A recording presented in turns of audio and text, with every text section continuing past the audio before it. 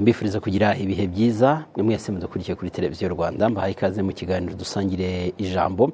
Ikiganiro cyo kuri iki gicamunsi aho tugiye kuganira ku bigendanye n'ubuhinzi, tureba imwe mu mishinga igenda ifasha abahinzi kuzamura urwego rwabo rw'ubuhinzi no kubatera inkunga kugira ngo babashe kuzamura ubuhinzi bwabo ndetse no gukora ubuhinzi bw'umwuga bushobora gusagurira amasoko abantu bakanihaza.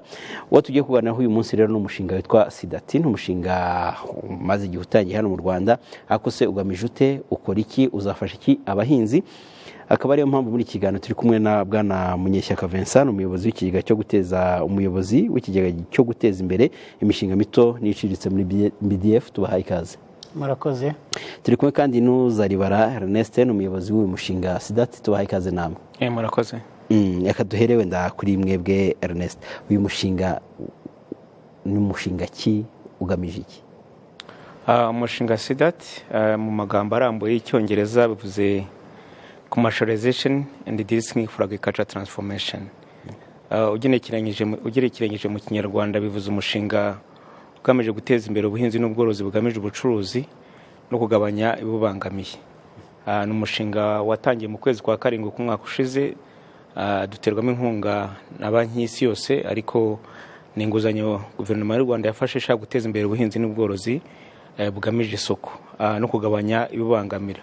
Mu bibangamira ubuhinzi ubundi dusanzwe tuzi n'ubworozi harimo kuba abantu badashobora kubona igishoro, kuba abantu batinda bagira ikibazo wenda igihe imvura yabaye nkeya cyangwa izuba ryabaye ryinshi. Ni umushinga rero ufitemo ibice byose by'ubuhinzi bishobora gufasha kugira ngo dushobore kugera kuri iyo transformation nk'uko nabivuze, cyangwa se kugira ngo tugere ku buhinzi bugamije isoko. Ufite rero ibice by'ingenzi birimo gutunganya ibishanga n'imisozi yuhirwa. Dufitemo kandi igice cyo gufasha abantu kubona inguzanyo biciye mu banki ku nguzanyo ku nyungu ntoya yagera ku 8%. Hakabamo igice cyo gufasha abantu ku ishoramari, aribyo dufatanyemo na BDF, ari nkunganire ku ishoramari mu buhinzi n'ubworozi. Hakabamo igice nanone cyo gufasha abantu kubona ubwishingizi bw'ibihingwa n'amatungo. Hakabamo n'igice nanone cyo kwigisha abantu ubuhinzi busanzwe n'ubworozi bukozwe kinyamwuga, ariko byose bigamije isoko kuko nizo ntego z'igihugu kugira ngo dukore ubuhinzi bwa kinyamwuga bugamije ubucuruzi, aho kugira ngo tugendere kuri bwa buhinzi n'ubworozi busanzwe tuzi bw'inkimwe bwa hegitari zingahe umuntu ahinga agamije gusaba ibyo kurya.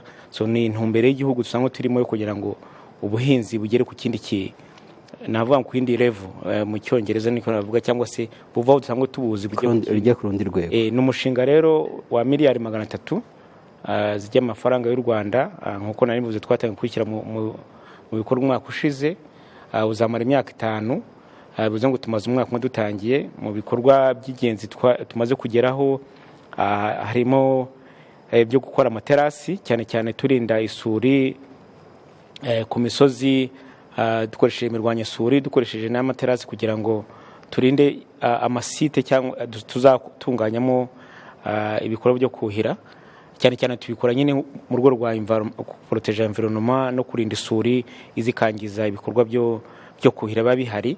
Niho twatangiriye mu gihe turimo gukora n'inyigo nanone zo gutunganya ibyo bishanga n'imisozi tuzuhira, bigera kuri hegitari hafi 18 na hegitari hafi 11 tuzakora by'amaterasi. Ni ibikorwa rero twatangiye umwaka ushize, turimo gukora mu turere tugera kuri 13, harimo tw'iburasirazuba harimo Nyagatare, harimo Gatsibo, harimo Kayonza, harimo Kirehe na Bugesera. Mu majyepfo naho dufitemo Muhanga, tukagira Ruhango, tukagira Nyanza, Huye, hanyuma tukagira Nyaruguru na Gisagara. Iburengerazuba naho twatangiriye muri Nyamasheke na Rusizi. Numva aho twatangiye kandi ibikorwa bigeze kure. Ubwo umuntu ahita yibaza, bwana Munyeshyaka, BDF izamite muri ibi bintu kugira ngo abasaba kugira ngo bafashwe n'uyu mushinga bica muri BDF? Murakoze ku kibazo mumbajije. Ndabanza nshimire uyu mwanya muduhaye kugira ngo dukomeze dusobanure uyu mushinga n'abanyarwanda bakomeze bawitabire. Uko BDF izamo hari amafaranga yarakubwiye leta y'u Rwanda yabonye biturutse ku masezerano yagiranye y'inguzanyo yagiranye na banki y'isi. Ziriya miliyari 300 ababwiye zirimo ibice bitatu. hari igice cya mbere wenda mbere ku cya BDF miliyari 16 zizafasha mu gutera inkunga imishinga y'ubuhinzi n'ubworozi, ariko buriya harimo n'izindi miliyari 15 zanyujijwe muri BRD kugira ngo BRD mufatanye n'izindi banki batanga inguzanyo, kuko byagaragaye yuko ubuhinzi ni igice cy'ubukungu gikomeye cyane, ari mu buryo bwo kuzamura ubukungu. Muzi ko ubuhinzi bugera hafi kuri 30% by'uruhare rwabwo mu kuzamura ubukungu, biba biri hagati ya 25 na 28%. Muzi ko ubuhinzi bukoresha abanyarwanda benshi barenga 60%, ariko iyo ugiye kureba amafaranga babona nk'inguzanyo avuye mu rwego rw'amabanki financial sector usanga ari 7% gusa.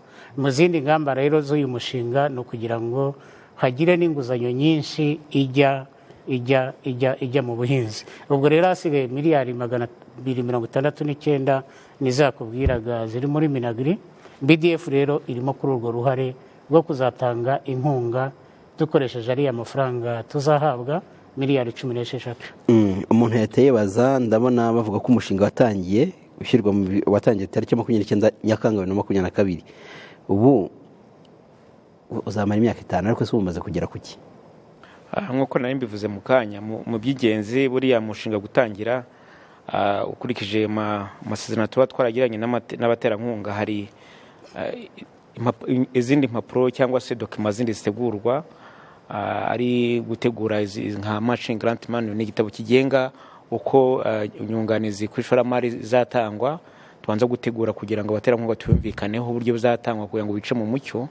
Rero umwanya munini tumaze urenga umwaka ho gatoya wabaye gutegura izo dokima, kushaka amabanki tuzakorana biciye muri BRD, kugirana amasezerano n'uturere, nabyo byari bikeneye kugira ngo uturere dutangire gushyira mu bikorwa by'amaterasi n'imirwanyasuri nababwiye mu kanya. Ako aribyo twanibanzeho, kuko ibindi nkuko biteganya n'amategeko yari ya banki y'isi yose, ari ibigengwa na REMA hano kurengera ibidukikije, bisaba ko dukora inyigo kugira ngo tumenye bya mirimo yo gutunganya igishanga. Akenshi urabizi ko hari igihe duhindura aho amazi asangwa aca, ibyo ni ukuvuga ngo icyo bita ecosystem mu Cyongereza, bituma umuntu agomba gukora inyigo bikagaragaza ngo ni ubuhe buryo tuzakora, damu izubakwa ahangaha, izubakwa ku buhe buryo, amazi azajyamo azaturuka hehe na angana iki, kugira ngo tujye kuri bya bikorwa byo kuhira. Rero mu by'ukuri ibyo twibanze mu mwaka wa mbere guhari gutegura izo mpapuro ziba zikenewe, ariko twanatangiye ibidakenera inyigo, amaterasi nk'uko nari mbabwiye muri uko turere nababwiye haruguru. Tumaze gukora hegitari zigera ku 1900 mu kuba twatangiye mu kwezi kwa mbere kuno mwaka. Byatangiriye mu utwo turere nababwiye ko ari 13. Niho kora ngo ni ibikorwa by'ingenzi, kandi dukoresha uburyo bwa community, dukoresha uturere tugira amasezerano na community, no kuvuga ngo n'abaturage, inzego z'abaturage bakaza bagira amasezerano, nibo babishyira mu bikorwa, amafaranga akagenda ajya kuri za konti zabo direct, nta wundi muntu biciyeho. Ari ibintu byo kwishimira cyane, bituma abantu babona amafaranga ku buryo bwiza bworoshye, kandi amafaranga atagira undi muntu ucaho mu muhanda. N'amasezerano baba bagira n'uturere, kandi birabafasha kubona ari yashoramari n'abakora mu buzima bwabo, kubona za mituweli, gushobora kuvuza, kujyana abana ku ishuri. Ariko biranabafasha cyane kugira ngo tugire ubuso bwegeranyije dusanzwe dutunganya, nk'uko mubizi muri gahunda yo kwegerana ubuso bwegeranyije. Nicyo gikorwa twibanzeho rero umwaka wa mbere. Ubu ngubu mu byo twanakoze nanone, kandi harimo icyo twakoze nk'uko siyo yababwiraga, byerekeranye guha abantu amahirwe kugira ngo batange ibitekerezo by'imishinga yabo. Ubu nicyo cyiciro twari turangije. Uri umwaka wa kabiri nibwo navuga ngo tugiye kugira ibikorwa neza bifatika, cyane cyane ko ibindi myiteguro yari ikeneye tumaze nka tuyirangije. Bwana Vincent, umuntu yakwibaza, iyo batanga ibitekerezo by'iyo mishinga binyura muri BDF, mukabibona binyuze ku buryo bw'ikoranabuhanga, ariko mubwirwa n'iki ko ari umuhinzi usabye? Murakoze. Muri rusange wenda nasobanura ubwo buryo. Twashyizeho uburyo bwo kugira ngo abahinzi n'aborozi batange ibitekerezo binyuranye. Dushyiraho uburyo bw'ikoranabuhanga. Mu makuru rero asabwa muri rusange, amenshi amakuru ya mbere najyanye na nyiri umushinga bwe, akavuga icyo akora, n'aho akora n'imyirondoro ye, hanyuma akatugaragariza n'igitekerezo cy'umushinga. Buriya imishinga harimo ibyiciro bibiri, abenshi ni imishinga yari isanzwe ihari, akagaragaza aho umushinga ukorera, yaba ari akarere, umurenge, umudugudu, ndetse muri rusange mbega akaza no gutanga amakuru areba umushinga ko akora iki n'iki, arahinga cyangwa arorora. Ikibazo rero wari ubajije muri iki cyiciro cya mbere cyari ukwakira ibitekerezo, ariko hari icyiciro cya kabiri kigiye kujyaho noneho cyo gutegura umushinga unonosoye no gutangira gutanga amafaranga, kugira ngo ibyo abantu bose bibaza, mubwirwa n'iki ko ari umuhinzi, mubwirwa n'iki ko ari umworozi, mubwirwa n'iki ko aribwo akibitangira cyangwa ko asanze abikora, nyuma yo gusuzuma imishinga tuzajya dufata n'umwanya wo gusura turebe aho umuntu akorera, kubera ko ibi bintu by'inkunga urebye muri rusange abantu baritabira cyane, ndetse biranashoboka yuko n'abantu bashaka kuzamo badakora icyo gikorwa. Kugira ngo dutange amafaranga rero tugomba no kubanza gusura umushinga tukawubona na nyiri umushinga tukamumenya. Wenda inkunga nakwibutsa gatoya uburyo izatangwa. Ni ukuvuga ngo umuntu aba afite umushinga agasabwa kuzana uruhare rwe rwa 50%, akagaragaza ibyo azakora akoresheje 50%, hanyuma BDF dufatanyije na Minagri tukazamuha inkunga ya 50%. Kandi inkunga ya niyo mpamvu tuyita inkunga nyunganizi, ntabwo ari 100%, ni 50%. Kandi kugira ngo tuyitange tubanza kureba ko umuhinzi cyangwa umworozi yakoze ibimureba, twasanga yarabikoze yaranabirangije akaba aribwo abona iyo nkunga. Kandi iyo nkunga nayo akenshi izagenda mu bikoresho cyangwa mu kugura, tuvuge nko ku nka, birashoboka yuko abantu bazajya bagurirwa n'amatungo, ku buryo urebye muri rusange rero kuri iki kibazo warumbajije, tugomba kumenya abakiriya bacu, tugomba kumenya uwo tugiye gutera inkunga tumusura.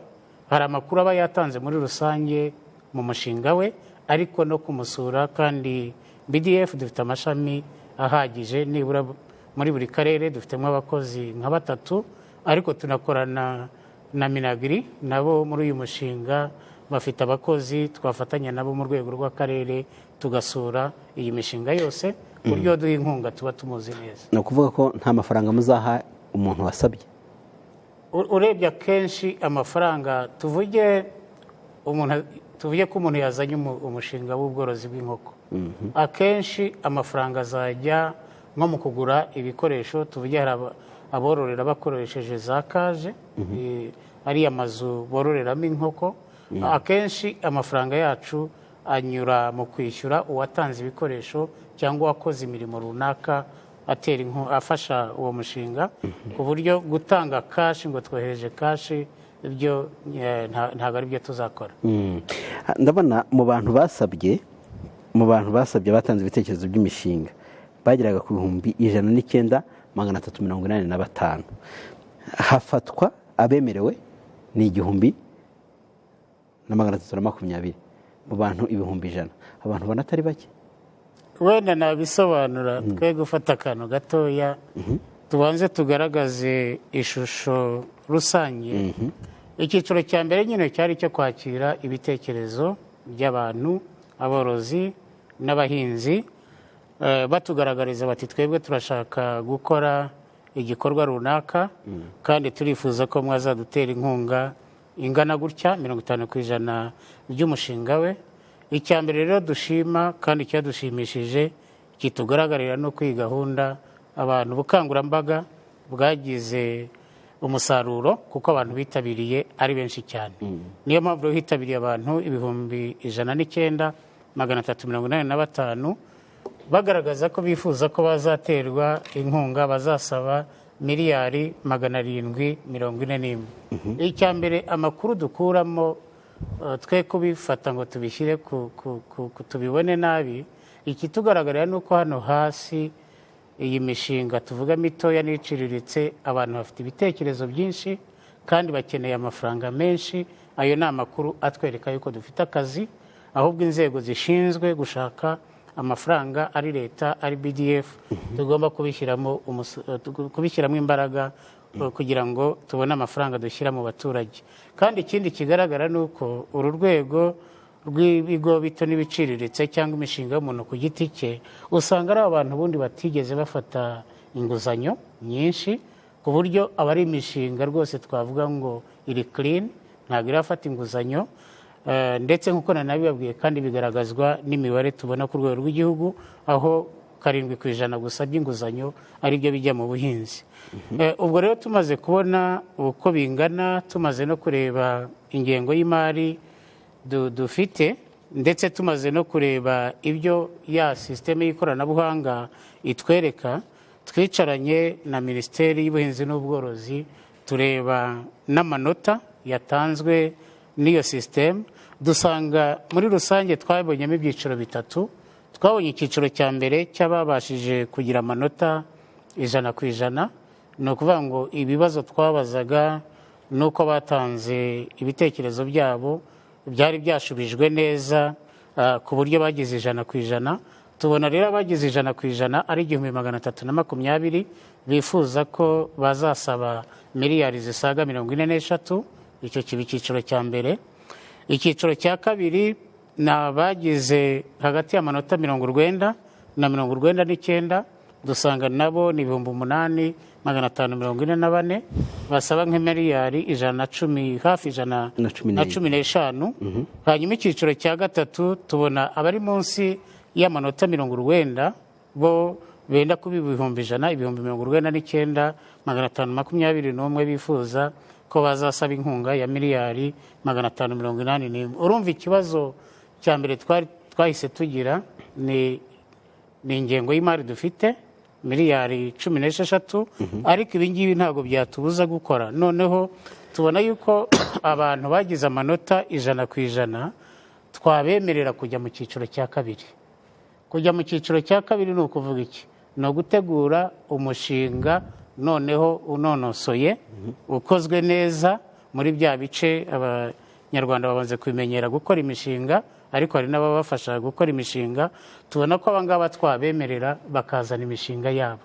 Iyo bazanye imishinga yabo rero turongera tukayisuzuma, tukazanabasura cya kibazo wabazaga, kugira ngo iyo imishinga yabo tuyemeye tugomba kumenya uwo tugiye guha inkunga, aho umushinga uri ni uwande, kuko hari ibintu tugomba kwirindamo. Kuko ibyatugaragariye nuko wasangaga hari n'abantu nka 3 basabye mu rugo rumwe, nk'umugore, umugabo, umwana ukuze ufite imyaka 21-25. Urumva rero kubera birasaba yuko tuzakora twitonze kandi tugasura aba bantu kugira ngo amafaranga atajya mu rugo rumwe. Icyiciro rero cya kabiri cy'amanota 90 na 99 bo twabahaye ubutumwa bwo kuvuga ngo mube mutegereje kugira ngo turebe yuko hari ingengo y'imari ishobora kuboneka cyangwa ari ukundi bizagenda, kugira ngo bategereze mu gihe cyose twabona ingengo y'imari turangije kiriya cyiciro cya mbere n'iki cyiciro cya kabiri kikaba cyagerwaho. Hanyuma icyiciro cya gatatu bafite hasi ya 90% bo twabonye yuko twahita tubahakanira kugira ngo babe bashakisha n'ubundi buryo be gukomeza gutekereza ku nkunga gusa, kubera yuko tubona ko imibare dufite ni myinshi cyane, amafaranga dufite ni make, ariko umukoro biduha n'uwuhe ni ukubikora neza, aya mafaranga tukayatanga neza akagera hose mu gihugu, mu turere twose, mu ntara zose. Hanyuma mu biganiro tugenda tugira twazabona n'andi mafaranga akaba yakongerwaho, ariko twabanjije gukoresha ariya n'ubundi twemerewe mu cyiciro cya mbere. Muri rusange ni uko none umuntu yibaza nimba mwemera abantu 300 bakene miliyari 43 kandi mufite 16, ubwo muri ya terima igezweho wa mugani y'abajene so kwipasa muremure. Ntabwo ari kwipasa muremure, kandi icyo dusaba ni uko abanyarwanda, ndizera ko utarimo kumbwira uti mwari kwanga kwakira ibitekerezo by'abanyarwanda. Ibitekerezo by'abanyarwanda kubyakira byari ngombwa, kandi icyo tuzi mu buzima busanzwe aba bantu bose ntabwo bazuzuza ibisabwa. Uzasanga hari 3 basabye mu rugo rumwe, ntabwo tuzakora ikosa ryo guha abantu batatu bakomoka mu rugo rumwe.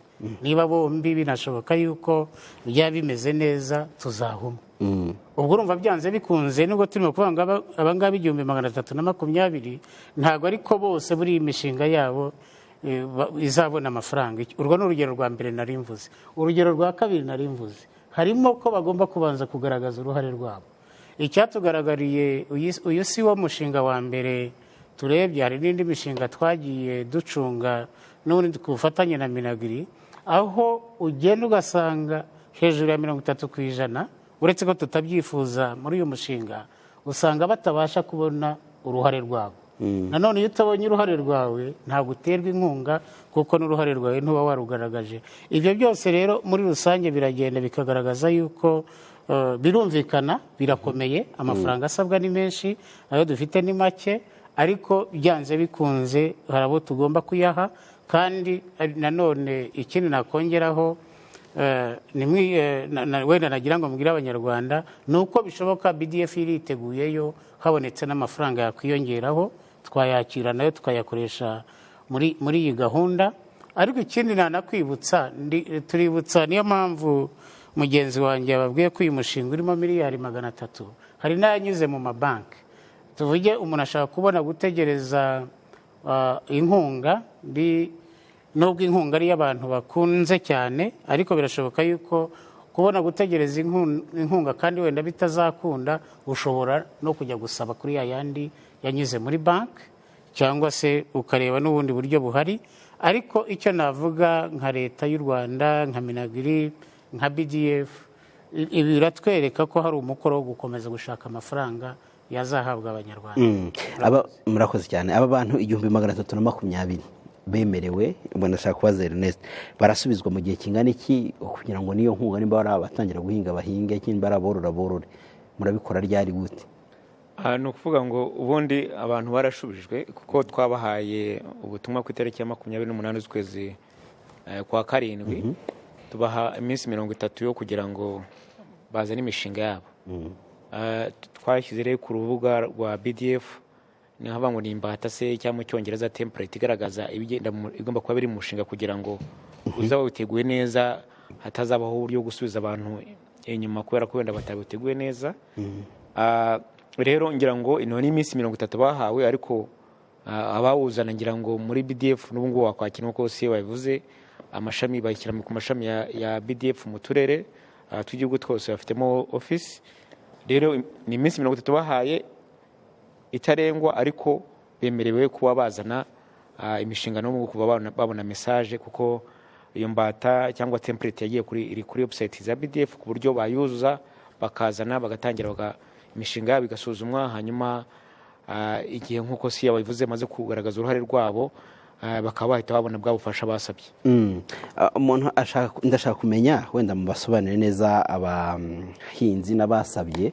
Wenda hari igihe umuntu yasabye avuga ati barampa ndasaba miliyoni 40, bampe 20, nzagerageza nzareba uko mbafinda 20 nzitwara njye kwiyubakira inzu.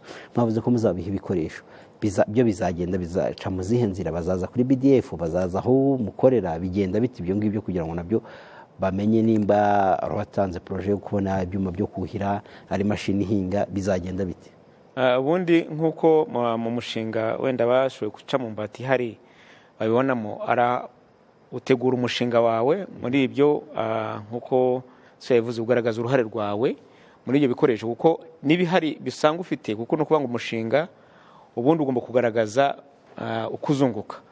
Mu uzunguka rero harimo ibyo ushobora kuba uzavana muri banki, uzavana kuri konti yawe, uzabona mu wundi bushobozi, ariko umushinga ugomba kuba wuzuye. Reka ntahe nk'urugero, ushobora kuba ushaka korora inka, cyangwa usanga uzorora ufite ikiraro, wenda mu byo wasaba inkunga urasaba ko bakugura inka gusa, ufasha kugura inka, ariko ntabwo wagufasha kugura inka ikiraro kidahari. Nta nubwo wagufasha kugura inka udafite ibyo kuzana amazi ku kiraro cyawe kugira ngo zishobora kubona amazi yo kunywa. Nta nubwo twagufasha udafite uburyo bwo kugira ngo uzabuzibonere ibiryo, kandi ntabwo ibiryo tubitera inkunga. Umushinga wawe rero, byaba ari utera inkunga n'ibyo utera inkunga, byose bigomba kuba birimo wa mushinga, ukabishyikira BDF, hakabaho kuwusuzuma, hanyuma mu bintu urebwa tuvuge nk'inka hari abazatanga isoko ryo kugira ngo babazanire inka. Ndumva nkurikije imibare nta muntu wasabye inka imwe, niyo yaba ari imwe ntabwo azagenda ayigure ku isoko, afite umuntu ugomba kuyimuzanira kuko ntabwo ari nk'isanzwe. Dufite amoko muri tuzatera inkunga harimo za Frizone na Jersey. Ni inka n'ubundi zisanzwe dufite uburyo tunazipima tukamenya niba uko ari Jersey yuzuye cyangwa ari Frizone. Hari ibindi wenda tutavugiye ahangaha ariko bigendera ko tumaze gusuzuma nk'iyo nka ko yujuje ko ari iyo nka niba ari Jersey cyangwa ari Frizone. Hanyuma ariko muri bya usubiye ku cyo warumbajije ni ukuvuga ngo hari umuntu uzamugemurira yaba ari igikoresho ubundi asabwa kuzana niba ngo facture proforma cyangwa se quotation eshatu nibura abantu ushobora kumuha bya bindi yifuza, noneho akagaragaza wahisemo kurikira nko gutanga akantu kameze nk'isoko no kubaka azabikora uko nguko. Byumvikane rero kenshi ntabwo kwishyura tuzamwishyura amafaranga icyarimwe. Amafaranga abazaca muri banki twumvikanye abantu bazacisha imishinga muri banki, amafaranga twafite kuri konti ya banki dukurikije twumvikanye bazagenda bayishyura rwiyemezamirimo bitewe n'aho ageze. Nushaka kubaka bizagenda uko nguko, ntabwo dufata amafaranga yose ngo nabwo tujye tuyaha rwiyemezamirimo, biterwa n'imirimo aho ageze. Kuri buri etape abantu babiha agaciro hanyuma bakamuha amafaranga kugira ngo, kuko murabizi umuntu umuha amafaranga kuri konti cyangwa se yamuhaye imirimo itakozwe abenshi bayigena mu bindi bikorwa bitari byateganyijwe. Twashyizemo ubwo buryo rero wo kugira ngo abantu tumwishyure yatanze akantu kameze nk'isoko, kugira ngo tumenye ngo umuntu yahaye isoko nawe byagombye kuba bigaragara ko ari umuntu wari usanzwe wabimenyereye imirimo yo kuyikora. Twarimo dutekereza wenda ko bibaye ngombwa abantu bashobora kujya ku rutonde rw'abantu basanga bakora iyo mirimo, ubwo twafatana n'urugaga rw'abenjeniyeri tumenye ko abo bantu kuko basanga ari abantu bakora iyo mirimo, kuko aho byaba ugasanga yagiye asabye muri umuntu we cyangwa mukuru we akamusaba porofoma nk'aho ari umwubatsi kandi atarigeze akora ibyo bikorwa. Bisa rero ko tuzakora n'ubundi tukamenya ngo n'uwo muntu asangwa akora iyo bizinesi, n'uzamuzanira niba ari milk tank cyangwa se ikindi gikoresho imodoka agomba kuba ari umuntu uregistered muri RDB gukora iyo business. Ntabwo ari umuntu wese tuzahita duhana no mu mafaranga, agomba kuba agaragaza nawe ko ari umuntu usanzwe gukora iyo business, kugira ngo nanone tutayaha umuntu nanone bikigira mu bindi bikorwa. None amanota mwatanze mugendeye kuki? Impamvu mbajije icyo kibazo wenda no kugira ngo nimba agiye narasabye sinemererwe, kugira ngo umenye ko natsinzwe koko, wenda hatazaba utazatanga amanota nimba ari nkamwe kavuga ati reka mpe muri umuna wa Ernest turakorana ntacyo, reka ayo manota yatanzwe bagendeye kuki? Nagira ngo ureke tubanze tunasobanure ikibazo wari ubajije mbere, n'abanyarwanda basobanukirwa bamenye neza uko bizakorwa, hanyuma uko amanota yatanzwe nabyo tuze kubigarukaho. Ibyo turimo kuvuga ni ibintu abanyarwanda bamenyereye, ntabwo ari ibintu bikomeye, ariko tubisobanure neza ku buryo tutagira wenda abo dutera kujijinganya. Icyiciro cya mbere cyo gutanga ibitekerezo cyararangiye n'amanota yaratanzwe, ndetse n'abagomba kujya ku cyiciro cya kabiri baramenyeshejwe. Icyiciro cya kabiri ni ugutegura business plan cyangwa umushinga, ibiri mu mushinga. Ahubwo mbabwire ko abenshi nabonye ubu ngubu baranabikoze. Ibiri mu mishinga niyo yambata cyangwa template yavugaga mugenzi wanjye, twarabibagaragarije, biri ku rubuga. Ni ukuvuga ni imyirondoro ireba nyir'umushinga, noneho ni amakuru y'umushinga, uko wize isoko, uko uzunguka, abakozi uzakoresha, ibyo byose nibyo bigize wa mushinga. Ubu rero ni ukuvuga ngo mugenzi wanjye yari yababwiye ko twabahaye iminsi 30 yo gutegura iyo mishinga. Iminsi 30 izarangira kuri 28 z'ukwezi kwa munani uku nguku turimo. Ariko ndagira ngo mbwire abanyarwanda badukurikira bo mu cyiciro cya mbere, uko barangije gutegura business plan bajye bahita bakora nk'uko bisanzwe. Iyo mishinga ijyanwa ku ishami rya BDF mu karere hafi yabo, noneho ikakirwa, ndetse bashobora no kubasaba n'ibindi byiyongeraho. Ari byo mugenzi wanjye yavugaga, niba hari umuntu uzakenera ibikoresho runaka, kwerekana za facture proforma zaho azagura ibintu kugira ngo ibiciro bimenyekane. Ndetse hari naho tuzagenda tunasaba n'izindi mpapuro, tuvuge nk'icyemezo cy'abashakanye, kugira ngo tubashe kureba bya bindi umugore n'umugabo bombi basabye. Ubwo rero ibyo ngibyo abanyarwanda barabimenyereye. Guhera ejo ku wa mbere uwarangije gutegura business plan nta kwirirwa dutegereza 28 z'ukwezi kwa munani, ko tuzi ko abenshi uko mubirangiza mugende mutanga ubusabe bwanyu kuri BDF. Uko abikora baranabizi. Ikindi nagira ngo nsobanureho n'uruhare rwabo narwo rwo kugira narwo rusobanuke. Twari twabisobanuye, uruhare rwawe ushaka kurubona ku mafaranga usanzwe ufite muri banki, wagaragaza ko uyafite, ariko ukazanayashyira no mu bikorwa, ugakora cya kindi gisabwa. Umuntu ashobora no kujya kwaka inguzanyo ntoya y'uruhare rwe, ariko ku cyiciro cy'abagore n'urubyiruko n'amakoperative twemeye ko dushobora kureba n'indi mitungo, cyane cyane imitungo ijyanye n'umushinga bagiye gushyira mu bikorwa, ku buryo yazahabwa agaciro nabwo tukareba bikaba byafatwa, ariko ntibirenze 25% ry'uruhare rwabo. Indi 25 nayo ikaba igomba kuba iri mu mafaranga. Ni ibyo ngibyo rero.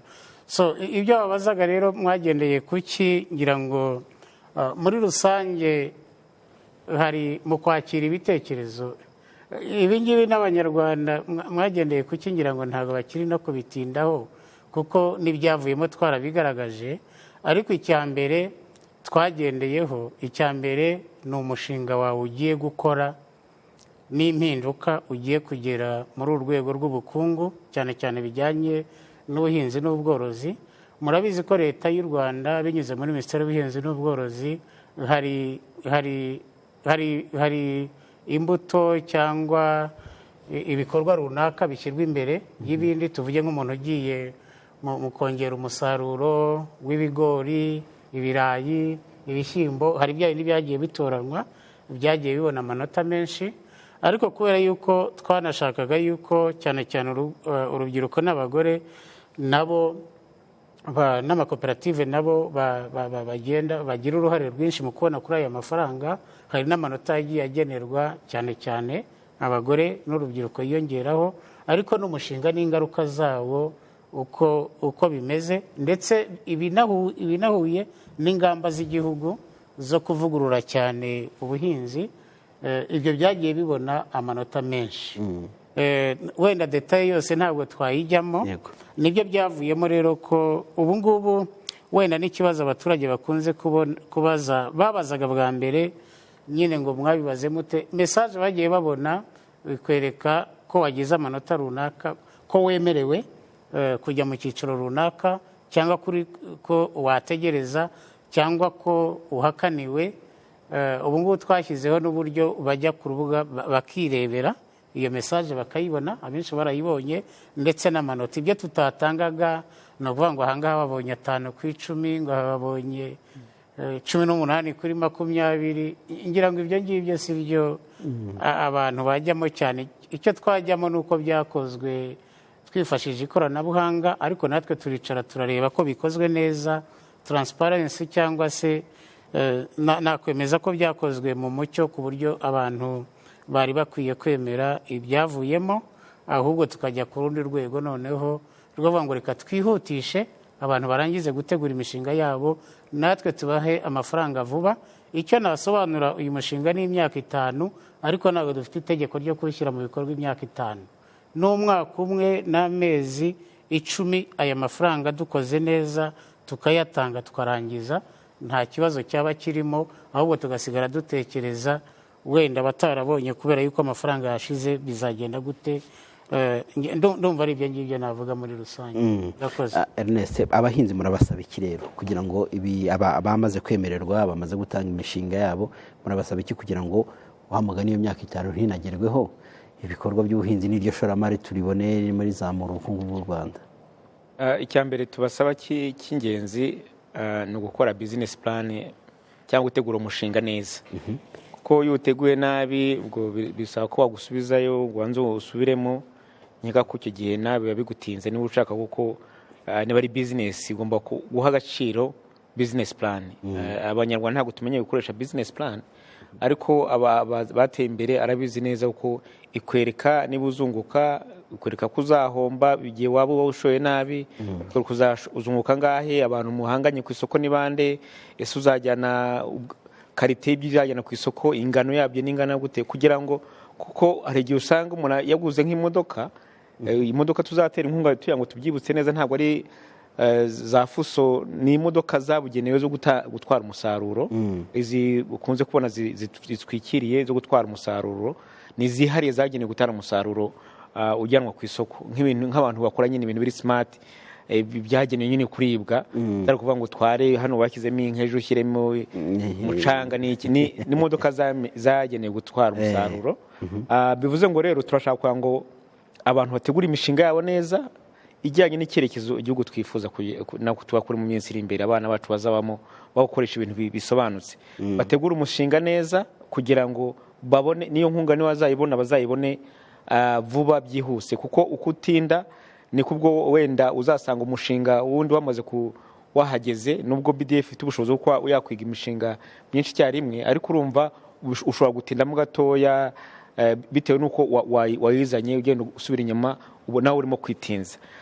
Rero babanze bategura umushinga neza, bakora ibintu, ntabwo twifuza mu by'ukuri cheating ni cyangwa se kujijisha no kwiba, gushaka kubeshya, kuko ari ukuntu ngira ngo dusa nkaho tugisubiramo neza, nk'umuntu wumva muri system wari wakizemo ngo ndashaka miliyoni 10, ntago cyangwa se ku mushinga runaka ntago agiye kugenda ngo ajye kuhindura, niwe yaravuze ko ashaka kuvuga ngo agiye korora inkoko, yifuza kubona miliyoni 10, ntago ejo azatuzana ngo agiye kujya gukora kawunga ngo asabe miliyoni 50. Agomba kuguma kuri cya gitekerezo yatanze imbere, kuko icyo gihe byabitumye biduhindura imibare uko mwabyumvishe, ntago bishoboka. Agomba kuguma kuri cya gitekerezo cya mbere, niyo mibare dufite. Uzategura igitekerezo azanyerera kuri bije yari yasabye, azajya no gitekerezo cya mbere yatanze imbere mu cy'umushinga, ntago guhindura kereka habaye ubundi butumwa buzatangwa nyuma, ariko ubu ngubu twifuza ko baguma kuri cya gitekerezo bari batanze imbere. Hanyuma tubasabe n'undi ko bakora ibintu neza nk'abantu basobanutse nyine, ibyo wagiyemo babikore neza. N'ugiye muri business wikora nka business, ntago ugenda ngo ujye gusaba utegura umushinga usigire umushumba ugiye mu mezi 5, ntabwo ari gusigira abantu ngo ucunge nawe utazi ibintu, kuko turashaka kugira ngo amafaranga igihugu cyasabye nk'inguzanyo adufashe guteza imbere ubuhinzi n'ubworozi, butuvane aha ngaho tugeze ku kindi cyiciro, dushoboye kujyana umusaruro wacu ku masoko, n'uwacu tuyufite no ku masoko ubumeze neza, aho kugira ngo tumenye kuzana ibintu bituruka hanze, twongere umurumbuko, twongere n'ubwiza kugira ngo ushobore kujyana ku masoko, yaba ari hano yaba ari mu karere no ku masoko yo hanze. Nicyo ngicyo twifuza nka minisiteri. Aba basabye, aba bahinzi bemerewe, umubare munini ugaragara. Imibare twarebye cyane cyane kiriya cyiciro cya mbere cyatugaragarije yuko umubare munini ugaragarira mu ntara y'Iburasirazuba, aho bagize imishinga 570, bakaba bifuza inkunga isagaho gato ya miliyari 23, bingana 54 by'amafaranga yose zakozwe ayasabwe. Intara ya kabiri yakurikiyeho ni Amajyepfo, hakaza mu mujyi wa Kigali, hakaza Iburengerazuba, hagasoza Amajyaruguru. Ubwo rero icyo biduha nk'inshingano ni ukuzabikora neza ku buryo amafaranga azagera muri buri karere no muri buri ntara. Kuba intara y'Iburasirazuba ayisaba arutana bije dufite, ntabwo bivuze yuko ariho tuzayohereza ngo bayafate yose. Tuzabikora nk'uko mugenzi wanjye nabivuze, tuzagenda twiga n'imishinga uko yagiye iza. Birumvikana ko kuyizana hakiri kare ari byiza, ntabwo wajya kwiga umushinga waje nyuma kandi uwa mbere wari wahageze nyine.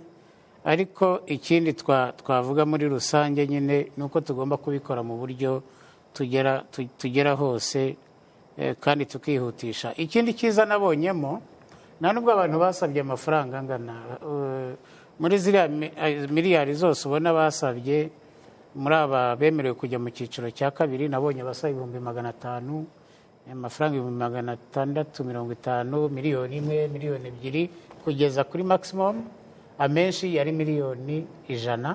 abo bose ibyo byiciro byose birimo rero hari n'ukuntu buriya iyo ushaka no guha abantu benshi n'abo ngabo basaba make barorohereza borohereza uburyo bwo gutanga amafaranga ku buryo nabo iyo ubahereyeho muri rusange uhita ugera mu gihugu hose kandi amafaranga akaba yabasha gukwirakwizwa hose. Uwo ni wo mukoro dufite, gukora ku buryo amafaranga agera hose mu gihugu.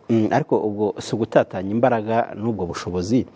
Nimba umuntu yarakoze umushinga w'ibihumbi 500 wenda ashobora kuba yaremerewe cya miliyoni, kuki mutareba ufite umushinga cyaba akaba batatu bafite umushinga mwiza munini ushobora no gusagurira amasoko, n'abo bantu bagize uwa 500 bakaba babatunga, mugashyiramo ayo mafaranga agakora ibintu byinshi kugira ngo mugende mutatanya izo mbaraga mu byumba nta gutatanya imbaraga, ahubwo yagombye kuba nk'umunyamakuru bibona mu buryo bwiza bwo kuvuga ngo reka kuko ni inkunga nyunganizi, reka tunafashe abantu benshi bashoboka, ariko ni na byiza nyine n'icyo uzanamo amafaranga. Buriya ushobora gushora miliyoni imwe ukunguka, ariko ushobora gushora miliyari ugahomba. Yego.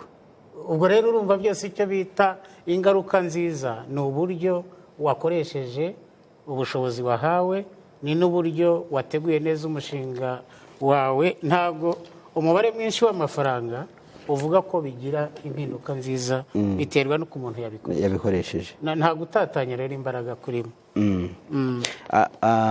Bwana Ernest, nyuma y'imyaka 5 muteganya ko impinduka ku bahinzi zizaba zimeze zite cyangwa basabye muri no mishinga? Nk'igihugu dutekereza ko impinduka tuzazibona mu bice byose bigize ubuhinzi. Tuzabona impinduka mu buso, mu ngano y'ubuso bwuhirwa, tubona ubuso bwinshi bwuhirwa, ubuso bwinshi burwanyijeho isuri, kandi ibi byose bikoze neza ubundi byongera umusaruro cyangwa se umusaruro kuri hegitari cyangwa icyo bikunda kwita murumbuko. Ibyo rero bifite imibare dusanga dufite nk'igihugu, tubigaragaza ko abanyarwanda bakomeza kugenda biyongera umunsi ku wundi. Byumvikana ko dufite wa mukoro wo kugira ngo dukoreshe bwa butaka neza. Rero ubutaka rero bwuhiwe, ubutaka butunganyije neza, burwanyijeho isuri, birumvikana ko buzadufasha kugira ngo tubone ibiryo byinshi birusa ibyo twari dusanga dufite aha ngaha, cyane cyane ko murabizi ko ubutaka butunganyije neza bituma turwanya isuri, bityo n'indwara zimwe na zimwe zituruka ku isuri by'udukoko tuzana n'isuri nimwe tukagenda tugabanuka. Ariko biratuma nanone dushobora kurinda bya bikorwa byacu remezo biri mu bishanga n'imusozi, kugira ngo nyine tweze umusaruro aro tujyana aha ngaha ku isoko ryacu, cyane cyane umuceri. Murabizi ko dufite ibishanga byagiye bitunganywa, ariko tubona ko umurumbo kukiri hasi. Dukeneye ko bimwe tubivugurura kugira ngo amazi agere ahantu henshi hatandukanye aho atageraga neza, kugira ngo twongere wa murumbuko. Ariko dufite na gahunda yo kubafasha kugira ngo tubone variyete nziza zishobora guhangana n'izindi dukunda kuvana hanze, kugira ngo bwa buryohe bamwe batajya babona babushobore kubona muri variyete tuzaba twafatanyije, yaba abashakashatsi basanga dukorana muri lab, ari abantu ku giti cyabo bakora ubushakashatsi, nabo tuzabafasha kubona inkunga kugira ngo bashobore kubona za variyete zishobora guhangana n'izindi ku isoko. Kumva rero ko kandi abantu bazaba mu by'ukuri babonye amafaranga bazongera ishoramari mu buhinzi riracyari rikeye. Niyo mpamvu na leta yashyizemo amafaranga, abaciye muri banki, baciye mu ngunganizi y'ishoramari bazabona bazongera ubushoramari mu buhinzi n'ubworozi, bitume dushobora guhaza abanyarwanda mu by'ukuri. Nk'uko nayo mbikomojeho, abantu bagenda biyongera umunsi ku wundi, dushoboye kubabona ibyo bashyira ku isahani, ariko dushobora no kugabanya nanone ibyo navuga ngo ibintu tuvana hanze byinshi bikiri byinshi, tugomba kugerageza kugabanya kugira ngo tugabanye rimwe na rimwe za inflation ziterwa n'ibintu byinshi bituruka hanze n'umusaruro mukeya. Turateganya kandi ko igihe umushinga uzarangiye abantu bazamaze kumenya akamaro k'ubwishingizi. Abantu benshi ubwishingizi bw'imodoka amaze kubumenya, ariko ubwishingizi bw'ibihingwa n'amatungo bigaragara ko batari babyumva. Kandi mu by'ukuri gushora, ubyumve ko gushora mu buhinzi cyangwa mu bworozi ni nk'aho wagura nawe kwasiteri cyangwa n'imodoka gushyira mu muhanda nta asiranse ufite. Mu by'ukuri byumve ko asiranse iraguha garanti y'uko utahomba igihe waba wakurikije ibisabwa n'ibyo muri kontara mwumvikane n'abantu batanga siranse, imodoka yawe yagiye mu muhanda nta siranse ufite, yagize ikibazo urahomba burundu. Babyumve ko ari kimwe n'uko uko bigaragara hagiyeho impinduka z'ikirere ku buryo turabona imvura igwa igihe tutateganyije, tukabona izuba ryinshi riza cyangwa se rikaza ari rikeya twategereje ryinshi. Byumvikane ko abantu bagomba kumva akamaro ku bwishingizi ku bihingwa n'amatungo, kugira ngo bumve ko ntabwo ashobora kugera ku cyo yifuza muri ishoramari rye adafite ubwishingizi. Kumva rero ko mu gihe kurangiza umushinga azaba ari intangiriro nziza nyuma y'ibikorwa twagiye dushoramo imari nka minisiteri yo kugira ngo abantu bakora ubuhinzi n'ubworozi bwa kinyamwuga bugamije isoko, kuko nicyo bagomba kubundi batekereza n'ishoramari nk'irindi ryose dusanzwe tuzi. Turi kugenda tugana ku musozo, ariko nashaka kubaza Bwana Vincent, hari abandi bagize amanota ari hagati ya 99 na 99. Wababwira iki? Bategereze, bazafatwa, bizagenda bite kugira ngo nabo bibone muri iri shoramari, cyangwa se hari ubundi buryo bashobora kunyuramo bakaba babona inkunga cyangwa inguzanyo? Murakoze. Nari nabivuzeho, abagize amanota hagati ya 90 na 99 twari twabahaye ubutumwa bubabwira ngo mutegereze, nitubona ingengo y'imari tuzababwira. Ubwo rero ibyo nabyita icyizere, ariko natwe gishingiye ku cyizere cyacu cyo kuvuga ngo birashoboka yuko hari amafaranga yasaguka. Adasagutse twababwira ngo ntibyakunze. Ariko nk'abantu bari muri bizinesi, cyane cyane abafite bizinesi zikora ubu ngubu, barebe umushinga wa sidati mu bugari bwabo, barebe n'ubundi buryo buhari, aho kugira ngo wenda umuntu ategereze amezi 6 kugira ngo asubizwe, anyuze nko muri banki uyu munsi akabona amafaranga, akaba akora umushinga we, kuko n'ubundi ashobora no kuzakenera kuwagura cyangwa gukora ibindi, n'ibyo byo kugaruka ku nkunga akaba yabigarukaho. Ndagira ngo abantu tugire muri rusange abashoramari mu buhinzi n'ubworozi tunamenye uburyo bwose buhari. Niyo mpamvu twavuze anyuze muri BDF, niyo mpamvu twavuze anyuze muri BRD, niyo mpamvu tuvuga ko hari n'urwego rw'imari mu gihugu. Ubwo rero muri rusange nshubije mu magambo asobanutse, tuzabasubiza ari uko twabonye ingengo y'imari, nutiyibubira tuzabwira ko twayibuze. Ariko umuntu ntabwo yategereza ngo umushinga wangirike.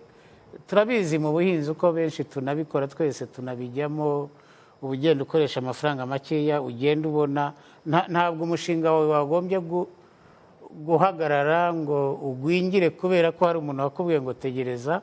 Wabukora nihaboneka ubushobozi tukazababwira. Ariko turagana ku musozo, nimba mwarabonye uyu mushinga musaba ko abantu bohereza ibitekerezo byabo, mukabona abantu barenga 100,000 barabyohereje, byabahaye ihe shusho? Byaduhaye ishusho muri rusange nahereyeho, wenda reka mbivuge mu magambo yaguye. Bitugaragariza ko ibi bigo bitoya n'ibiciriritse, ibyo dukunze kwita MSME sector, bakeneye amafaranga menshi cyane. Hari n'ubushakashatsi bwakozwe muri 2020 icyo bise financing gap, amafaranga akenewe ariko batabona, angana, sinzi uko nabivuga mu Kinyarwanda, ni trillion ni nka miliyoni, ni nka miliyari 1,000. Hakeneye nka miliyari 200,000 kugira ngo imishinga abantu bafite hariya hasi igire. Biratugaragariza ko bakeneye amafaranga menshi. Icyo nicyo cya mbere. Icya kabiri, biratugaragariza yuko bafite imishinga myinshi, ariko tunazi neza ko ari urwego rushyigikiye ubukungu bwacu. Ni ngombwa rero ko politike zirimo gukorwa ubu ngubu zose zibanda cyane kuri iki cyiciro, kuko hari imishinga myinshi yazamura ubukungu kandi bakeneye amafaranga menshi. N'urwego rw'imari rwacu rwagombye kubareba cyane, rugashaka amafaranga rwajyanayo. Bwana Ernest, tuganiye ku musozo, sinzi nimba ari ikindi mwakongeraho. Navuga ngo reka abo turimo gufatanya bose dukoresha imbaraga n'ubwitange n'ubushobozi dufite kugira ngo dushobore kugera ku ntego z'umushinga n'igihugu cyacu dufite muri rusange cyo guteza imbere ubuhinzi n'ubworozi bigamije isoko. turabashimira. Bwana Vincent hari icyo mwongeraho? Murakoze. Ndumva icyo nasaba ni uko twakora neza uyu mushinga ukajya mu bikorwa vuba.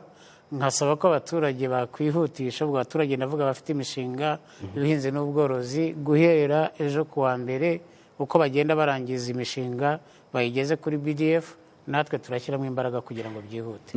Murakoze cyane, reka tubashimire. Twarimo tuganira ku bigendanye n'ishyirwa mu bikorwa ry'umushinga witwa SIDAT uri gufasha abahinzi. Mwumvise ko abahinzi barenga 300 batanze ibitekerezo by'imishinga, bamaze gufatwa, baremerewe, ubu rero bategereje iyo mishinga yanyu kugira ngo basuzume babashe kubatera inkunga muri iryo shoramari mu buhinzi, kuzamura ubuhinzi, kuzamura ishoramari mu buhinzi n'ibindi. Reka nshimire cyane rero Bwana Munyeshyaka Vincent, umuyobozi w'ikigega cyo guteza imbere imishinga mito n'iciriritse muri BDF. Turabashimiye cyane ku mwanya mwaduhaye. Murakoze.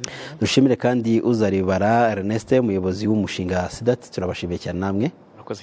Turabashimiye rero namwe mwese mwari mudukurikiye kuri radio na televiziyo Rwanda. Njye na Bonaventure Cyubahiro uyoboye iki kiganiro. Reka mbifurize kugira ibihe byiza.